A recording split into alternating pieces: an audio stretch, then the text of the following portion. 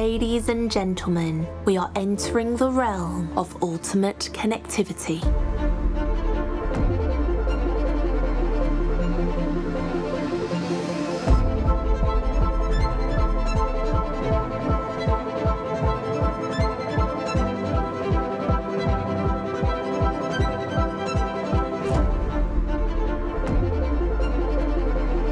Please welcome to the stage Uptin, founder and CEO of UP10Media.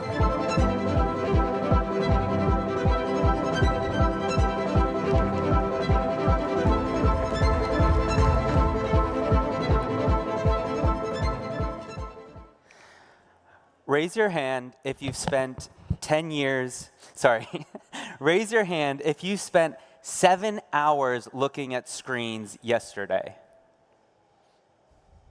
All right, I see about half the hands have been raised. And this makes sense because the average person right now is spending over 7 hours a day looking at screens. That is almost half of our waking hours. You see, while technology has brought convenience to our lives that our ancestors could only dream about, I want us to ask today, is it worth the cost? Today, I want to explore a crucial idea. The idea that while technology has vastly improved our standard of living,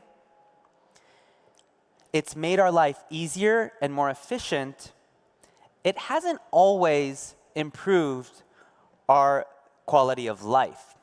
Remember, these are two different things, standard of living and quality of life. And if anything, I think we can all agree that technology sometimes actually takes away from our quality of life. Think about a little 3-year-old you saw in Vietnam on that trip.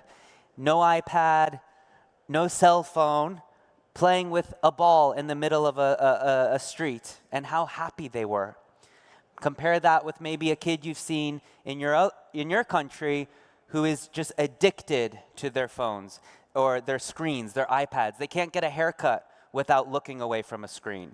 This is what I'm talking about when I say quality of life. So today we're going to look at how tech is helping us, how it's hurting us, and most importantly, how we can ensure that it enriches not just our daily tasks, but our happiness and well-being too. So let's start with the good stuff. Standard of living. Standard of living measures the things that make our life easier. Our income, access to healthcare, housing, and gadgets and services that we regularly rely on. Technology has completely transformed this. Take smart home devices like thermostats or Instacart and Amazon, the apps that allow us to bring food and things to our home with just a couple of clicks, like groceries. So technology is saving us time, it's saving us effort, it's even saving us gas money. In healthcare, the impact is life-changing. You have wearables like Fitbit and Apple Watch, which are monitoring our heart rate to remind us to move a little bit more often. Telemedicine apps are connecting us to doctors without needing to get in our car or take a train. And then there's the diagnostic tools, which have led to earlier detection of disease. And that has saved potentially millions and millions of lives. Let's also not forget about communication. Apps like WhatsApp and FaceTime let us connect with loved ones around the world globally in an instant. You could be sitting here in Abu Dhabi, but feel very close to someone sitting in New York. And technology has also fueled economic growth. The tech industry has created millions of jobs, from app developers to delivery drivers, and boosted productivity, helping businesses achieve more with less. So I am here to confidently say I love technology. It's a good thing. But we need to pause for a second and talk about quality of life. How happy, connected, and fulfilled we feel. This is where technology's shine begins to fade. Let's start with social media. It's supposed to connect us, but studies find that it often leaves us feeling lonelier than ever. Despite having hundreds of friends online, people are reporting fewer to fewer face-to-face interactions and reported being lonelier than ever. And that has led to a mental health toll. A study found that teens who spend 3 or more hours a day on social media are at a higher risk for depression. You know what I'm talking about. It's that constant comparison culture, right? Seeing others' highlight reels of their best days, the nicest trips, the best hotels, the perfect family. This often makes you and I feel inadequate. In fact, there was a study that found people who consume social media tend to feel depressed because they used it, versus people who actually contribute, who consume but also post, don't feel as depressed. And so if you're an active participant in social media, maybe the effects and harm isn't so bad there, right? But the vast majority of people, now that we've moved from apps that really connect and foster friendships and communities, we've moved to more apps where we just consume a lot of videos. This, in turn, is causing the increase in depression.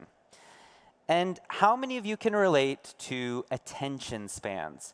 How many of you feel that your attention span has gone down a little bit the past couple of years? It used to probably be so easy to read that novel. Now it might be a little tempting to put that book down after just a couple pages. We have notifications, pings, and endless scrolling, which are making it harder to focus. You pick up your phone to check one thing, you go to Google something, and 20 minutes later, you're on Instagram wondering what the heck you meant to go look up, right? Technology is pulling us out of the present moment, leaving us less mindful and more distracted. But I'm not here to be the bearer of bad news. After all, you've already experienced it just by the fact that you have a phone in your pocket. I want to talk about how we can fix this. How do we make technology work for both our standard of living, but also our quality of life? The answer lies in balance. We need to design and adopt technology that supports not just our well-being, but also our quality of life. Right now, technology is helping our convenience, right? It's making it really easy to grab a car. It's making it really easy to get your groceries delivered. But is it making you happier? That's the question I want you to ask yourself. And if the answer is no, how can we use technology to make us happier? How can we use technology to increase our quality of life, not just our standard of living? The good news is technology, apps, and other platforms are coming for this exact problem. So you have apps like Nextdoor. This is an app that connects neighbors and fosters real-world interactions. So remember 20 years ago, you probably knew your neighbor, you probably would have a coffee with them from time to time, or knew a little bit about their life, right? That's a lot less common because our friends are now online, right? Or we're connecting with people around the world. But the good news about an app like Nextdoor is it allows you to actually get to know your neighbors, starting with technology, and then foster that real-life connection with them outside of your phone.